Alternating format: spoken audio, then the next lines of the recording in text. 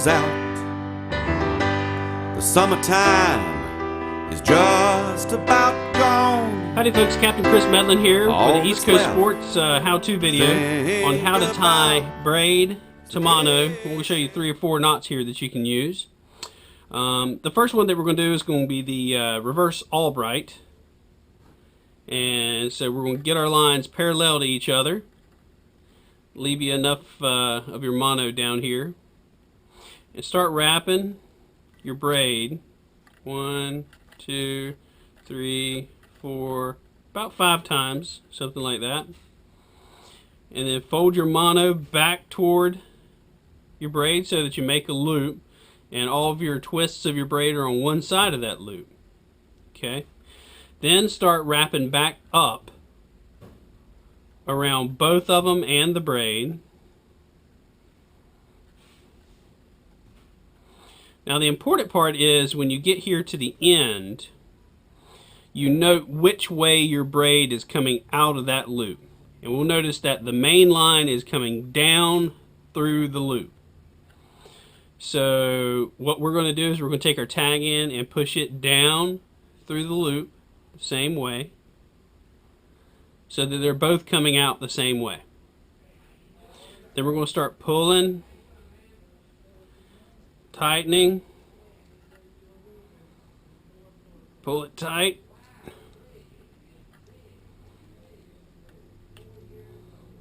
excuse me one second. So we'll pull it tight, we'll trim those ends off. This 250-pound braid is tough to cut. And then we're going to trim that tag end off.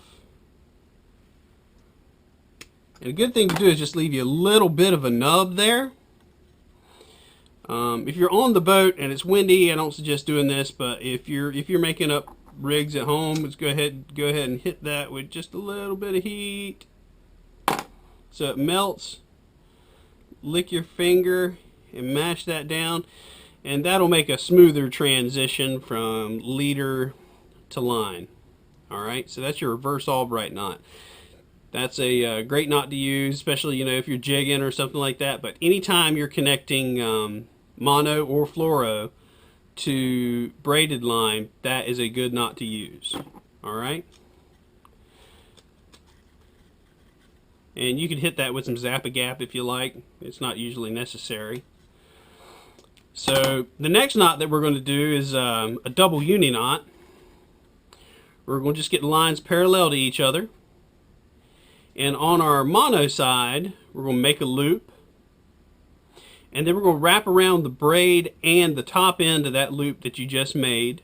1, 2, probably about 3 times on this big mono. Pull it and snug it till you get a nice sleeve there. And then we're going to do the same thing on the braided side. But we're going to do it a few more times. 1, 2, 3, 4, 5 times. And snug that. Make sure you wet it good. Pull those together. And then make sure you pull the ends separately, and then pull the ends together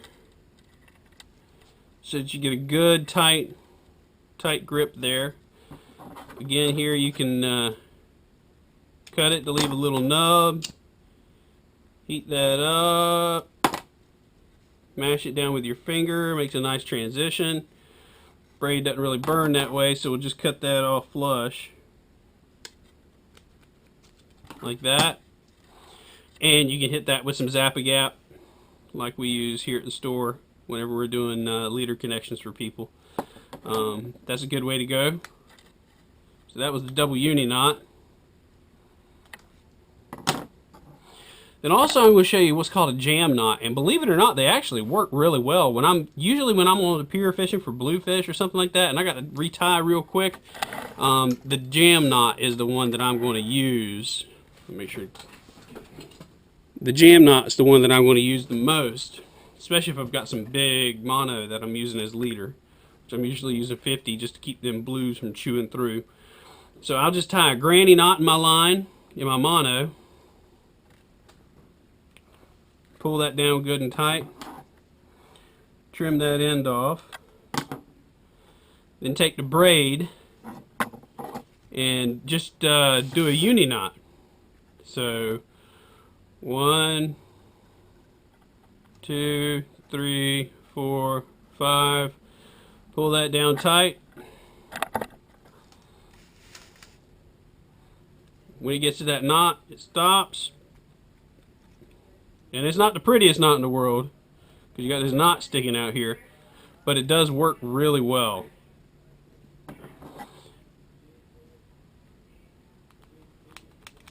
And very rarely do I have one break off. It's, I don't know, it's probably one of the stronger ones.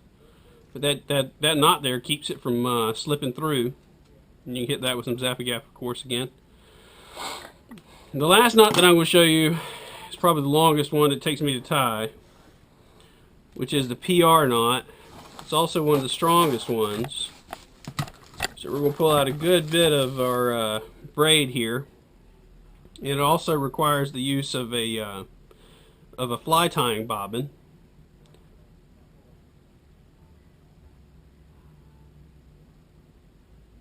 Kind of hard to get this 250 through the bobbin.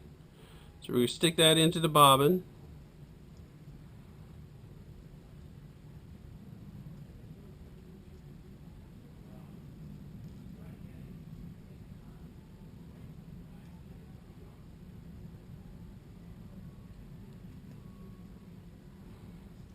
And start wrapping it on. Make sure you got enough to finish the job.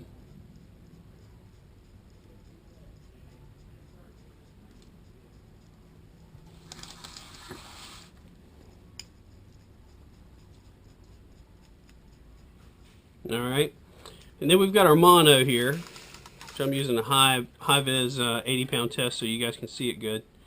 Leave yourself a little bit of room here at the end, and just start wrapping your line around. Make some big wraps that are wide.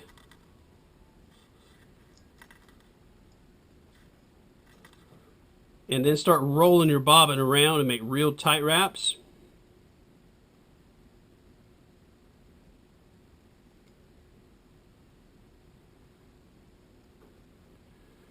Alright, then once you get done going one way, you go flip that bobbin back over to itself a couple times, and then start wrapping back up.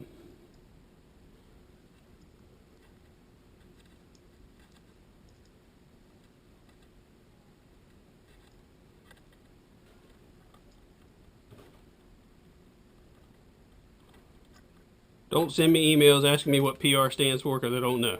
It's perfection something. I don't know what the R is.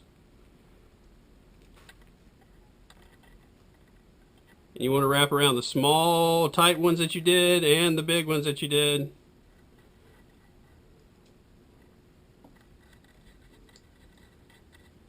I can usually do this a lot faster when I'm not having to do it in such a confined space as what you guys can see.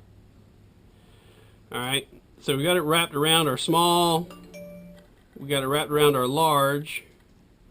We'll pull this off, and now we're just going to make a half hitch around here and secure it good one time. You're going to do that 3 or 4 times.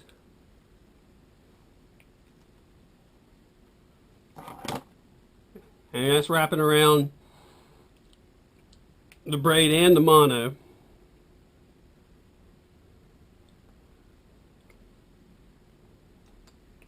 Alright, then we're going to just start, we're going to do more half hitches, but we're not going to include the mono. We're going to take it off to the side. You can fold it back like that if you like. And then just start wrapping around the braid with half hitches.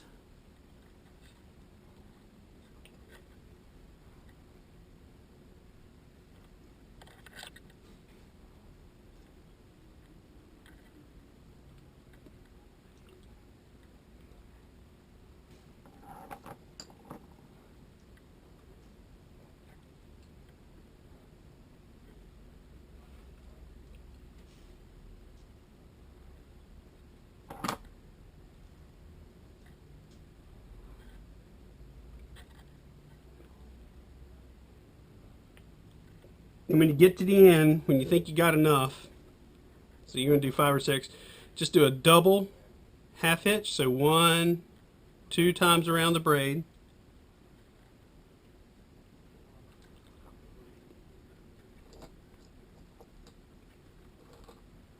Pull that down good and tight.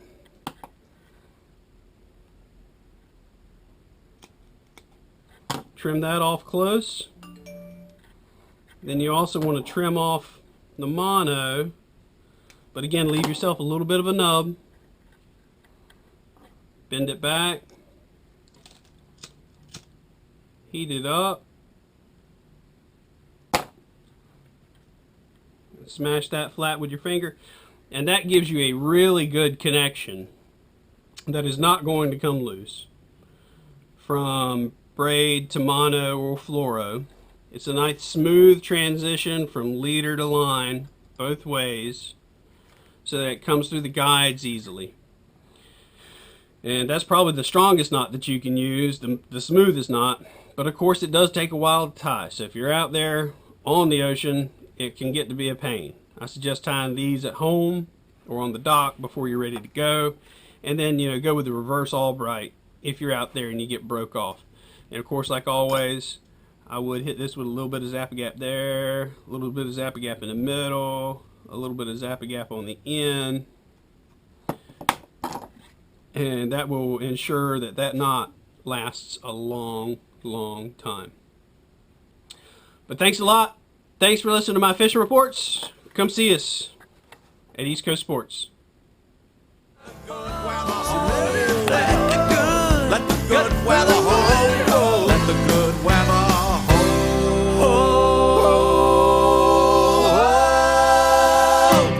One more day.